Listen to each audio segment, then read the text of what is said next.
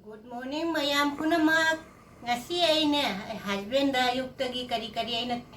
husband da office da chatpada kari happy hapte mayam da hapada jenghalake husband chatpa bag jenghalake mayam puno ay na ngarang bazada gi kari leirei to mayam da bazada kari to puno mag jenghalake ngasi ay खरबूजा खोई से husband जो ham na bayana tiffin da na sigana ngatoy thong ngato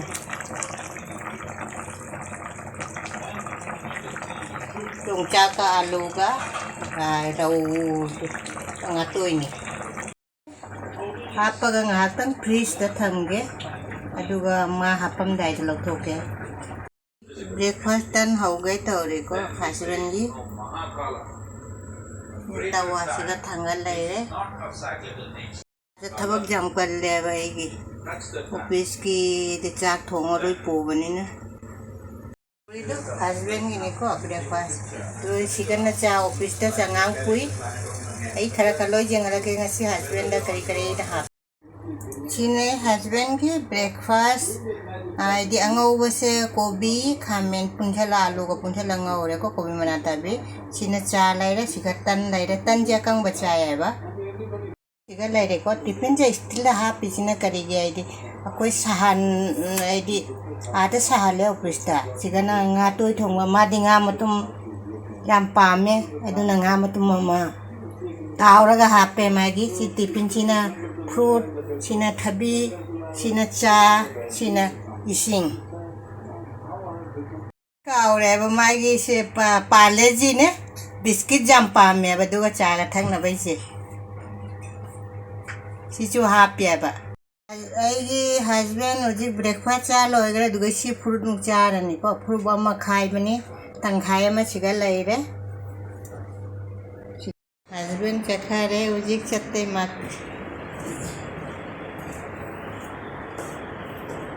Ai gona bai ka tawra me chakhare makunda gara. Ne si खरबूजा से खरबूजा का उरी चिगा तरबूजा मा दुना संग बतो Sise keji kaino kag leire ko keji tera manga ka keji de lupa ni pu pina tera manga kag lawak pani se jam thummi jam haure ko na han keji manga ka leirang na cha gare ba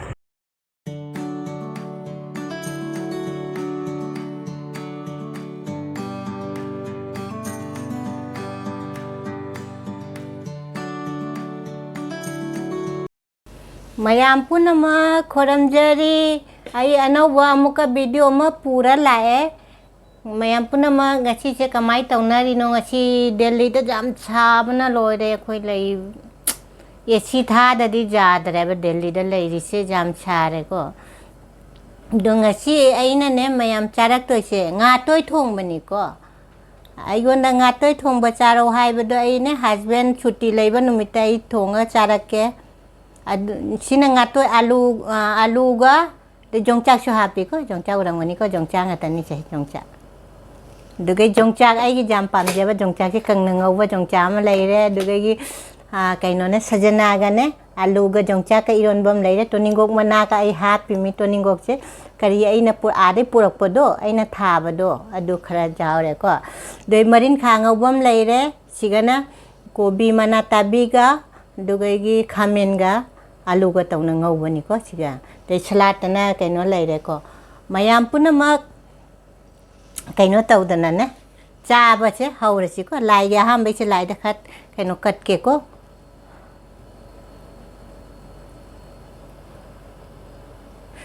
mayam bu bra ji hoi chiri che taw che ai je ayuk ta ne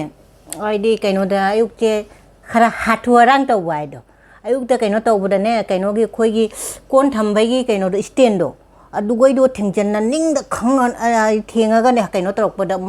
maning da leiba pot ka loi bana kaino ta na kaino taw le ba se thingjan na chaw na ju pom me se I su jam tho khare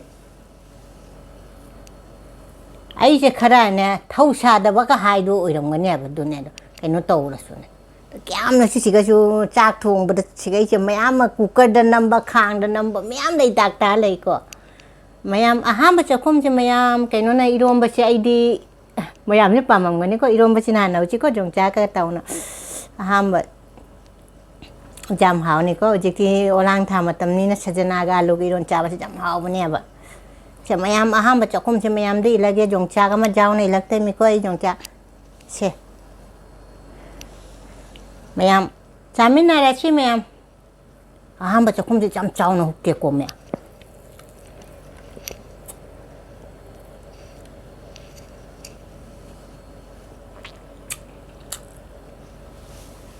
ꯑꯩ ꯏꯔꯣꯝꯕꯁꯦ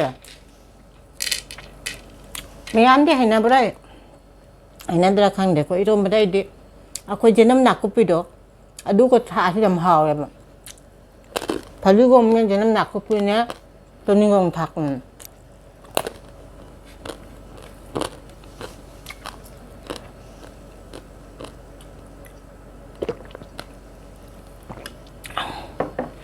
ꯈꯅꯥꯎ ꯆꯥꯎꯅ ꯍꯨꯛꯃꯟꯒꯤꯅꯅꯦ ꯈꯅꯥꯎꯁꯦ ꯀꯪꯉꯦꯕ ꯌꯥꯝ ꯆꯥꯎꯅ ꯍꯨꯛꯄꯗꯨ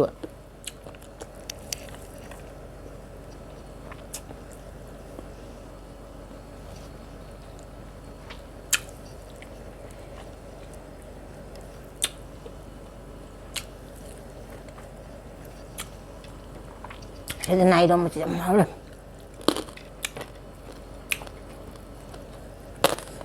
ꯑꯩꯈꯣꯏ ꯍꯥꯏꯔꯤꯕ ꯀꯩ ꯍꯥꯏ ꯑꯩꯈꯣꯏꯅꯅꯦ ꯑꯩꯈꯣꯏ ꯅꯨꯄꯥꯅ ꯀꯩ ꯍꯥꯏ ꯌꯣꯡꯆꯥꯛꯁꯦ ꯆꯥꯛꯈꯣꯡ ꯑꯃꯗ ꯌꯣꯡꯆꯥꯛ ꯍꯥꯏꯗꯤ 10ꯃꯨꯛ ꯀꯩꯅꯣ ꯇꯧꯒꯗꯅꯤ ꯃꯥꯒꯤ ꯌꯣꯡꯆꯥꯛ ꯆꯅꯤ ꯆꯍꯨꯝ ꯌꯣꯡꯆꯥꯛ ꯍꯥꯞꯄ ꯍꯥꯏꯅ ꯃꯥꯏꯕ ꯃꯔꯨ ꯆꯅꯤ ꯆꯍꯨꯝ ꯁꯤꯒꯅꯦ ꯗꯦꯜꯂꯤꯗ ꯃꯣꯅꯤꯀꯥ ꯁꯣꯟꯗꯗꯤ ꯌꯣꯡꯆꯥꯛ ꯐꯪꯗꯤ ꯐꯪꯉꯦꯕ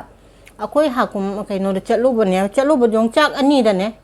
ꯌꯣꯡꯆꯥꯛ ꯑꯅꯤ ꯈꯛꯇꯪꯗ ꯂꯨꯄꯥ 100 ꯑꯗꯩ ꯊꯥꯡꯖꯤꯡ ꯂꯨꯄꯥ 100 ꯊꯥꯡꯖꯤꯡ ꯑꯃꯈꯛꯇꯪꯗ ꯑꯗꯨꯒ ꯄꯣꯠ ꯌꯥꯝ ꯇꯥꯡꯉꯦꯕ ꯁꯤꯒ ꯑꯗꯨ ꯊꯥꯞꯁꯨ ꯊꯥꯞꯄꯦꯗꯣ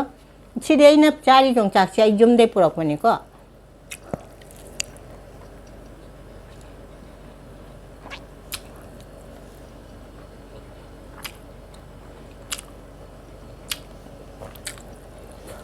ꯑꯗꯨꯝ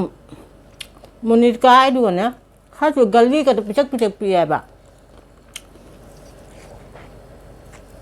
ꯑꯩꯈꯣꯏ ꯒꯥꯔꯤ ꯄꯨꯔ ꯆꯠꯂꯁꯨ ꯒꯥꯔꯤ ꯊꯝꯐꯝꯒ ꯖꯒꯥ ꯂꯩꯇꯦ ꯑꯗꯨꯒ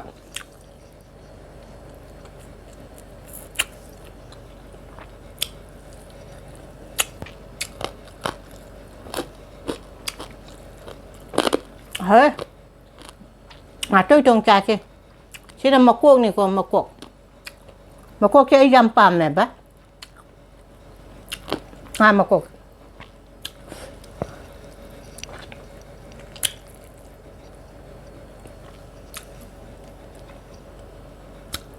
ꯃꯌꯥꯝ ꯄꯥꯝꯗꯕꯁꯨ ꯌꯥꯎꯔꯝꯒꯅꯤꯀꯣ ꯉꯥ ꯃꯀꯣꯛ ꯃꯔꯨ ꯃꯔꯥꯡ ꯆꯨꯞꯄ ꯌꯥꯝ ꯍꯥꯎꯋꯦ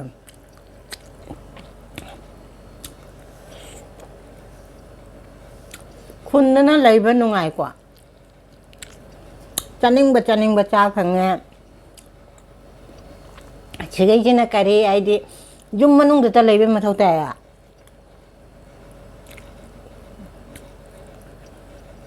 ꯕꯖꯥꯔ ꯆꯠꯂꯦ ꯑꯗꯨ ꯇꯩꯗꯨꯒ ꯍꯦꯟꯕ ꯍꯥꯏꯗꯤ ꯀꯩꯅꯣ ꯇꯧꯗꯦꯕ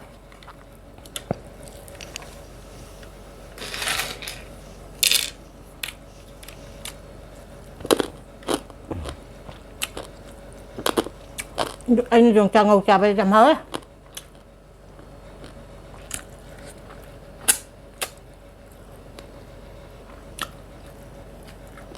ngon một cái dầm nó hở á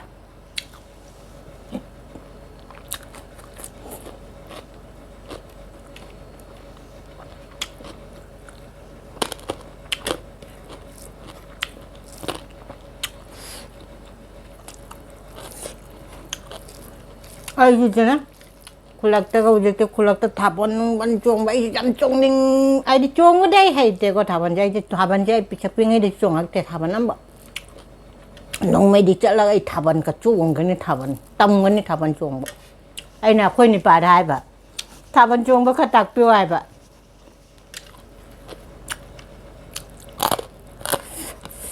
ꯈꯨꯜꯂꯛꯀꯤ ꯀꯩꯅꯣꯗꯣ ꯅꯨꯡꯉꯥꯏꯕꯗꯣ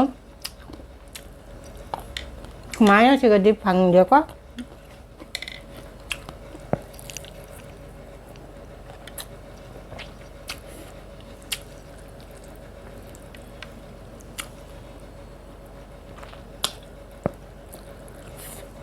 ꯉꯥꯗꯤ ꯌꯥꯝ ꯆꯥ ꯉꯝꯗꯦꯕ ꯑꯩ ꯉꯥ ꯃꯇꯨꯝ ꯑꯃꯗꯩ ꯍꯦꯟꯅ ꯆꯥꯗꯦ ꯑꯅꯝꯕꯗ ꯑꯁꯦꯡꯕ ꯉꯥꯏꯗ ꯄꯨꯊꯣꯔꯛꯄꯕꯨꯗꯤ ꯑꯩ ꯄꯨꯊꯣꯔꯛꯏꯀꯣ ꯉꯥ ꯑꯗꯩ ꯑꯃꯈꯛꯇꯪꯗ ꯄꯨꯊꯣꯔꯛꯄꯗꯣ ꯍꯥꯏꯗꯤ ꯐꯖꯗꯕꯗꯣ ꯑꯩ ꯍꯥꯏꯗꯤ ꯇꯔꯛ ꯇꯔꯛꯅ ꯇꯧꯕ ꯑꯗꯨꯃꯥꯏꯅ ꯇꯧꯕ ꯃꯥꯟꯕ ꯑꯗꯨꯅ ꯄꯨꯊꯣꯔꯛꯏ ꯆꯥꯗꯤ ꯉꯝꯗꯦꯀꯣ ꯑꯩ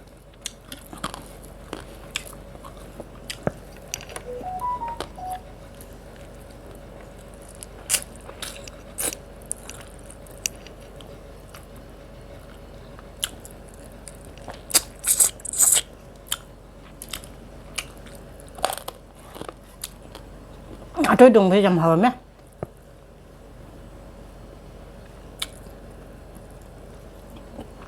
ꯉꯥꯇꯩ ꯊꯣꯡꯕꯁꯦ ꯑꯌꯨꯛ ꯊꯣꯡꯕꯅꯦꯕ ꯁꯤꯅ ꯃꯔꯤꯟ ꯈꯥ ꯉꯥꯎꯕꯅꯦꯀꯣ ꯑꯌꯨꯛꯇ ꯊꯣꯡꯕ ꯑꯌꯨꯛꯇ ꯑꯩꯈꯣꯏ ꯍꯁꯕꯦꯟꯗ ꯑꯣꯐꯤꯁ ꯆꯠꯂꯦꯗꯣ ꯑꯣꯐꯤꯁ ꯆꯠꯄꯗ ꯃꯥ ꯆꯥꯛ ꯍꯤꯟꯖꯥꯡꯁꯤꯈꯩ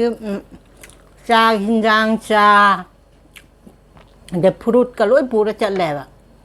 ꯃꯥ ꯃꯄꯥꯟꯒꯤ ꯑꯥꯗꯩꯁꯨ ꯃꯥ ꯃꯄꯥꯟꯒꯤ ꯑꯥꯗꯩꯗꯣ ꯆꯥꯗꯕꯗꯣ ꯑꯌꯨꯛꯁꯦ ꯊꯕꯛꯁꯦ ꯌꯥꯝꯅ ꯆꯤꯜꯂꯦꯕ ꯑꯌꯨꯛꯁꯦ ꯕ꯭ꯔꯦꯛꯐꯥꯁꯁꯨ ꯊꯣꯡꯕ ꯆꯥꯛꯁꯨ ꯊꯣꯡꯕ ꯃꯊꯧ ꯇꯥꯏ ꯑꯌꯨꯛꯁꯦ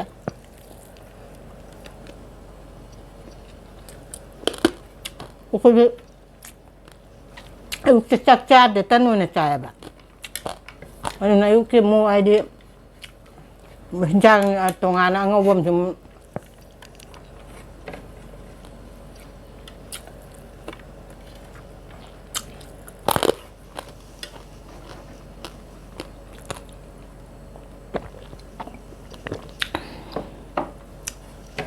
ꯃꯌꯥꯝ ꯆꯥꯕꯁꯦ ꯂꯣꯏꯁꯜꯂꯁꯤꯀꯣ ꯑꯩꯁꯦ ꯈꯇꯪ ꯗꯥꯏꯇꯤꯡ ꯇꯧꯔꯤꯃꯤꯀꯣ ꯍꯧꯖꯤꯛ ꯌꯥꯝꯅ ꯑꯩꯁꯦ ꯈꯇꯪ ꯈꯪꯗꯦ ꯑꯩꯈꯣꯏꯁꯦ ꯈꯇꯪ ꯆꯥꯕꯒ ꯈꯇꯪ ꯚꯤꯇꯥꯃꯤꯟ ꯌꯥꯝ ꯍꯦꯟꯒꯠꯄ꯭ꯔꯥ ꯈꯪꯗꯦ ꯍꯦꯛꯇ ꯅꯣꯏꯊꯣꯛꯄ ꯃꯌꯥꯝ ꯄꯨꯝꯅꯃꯛ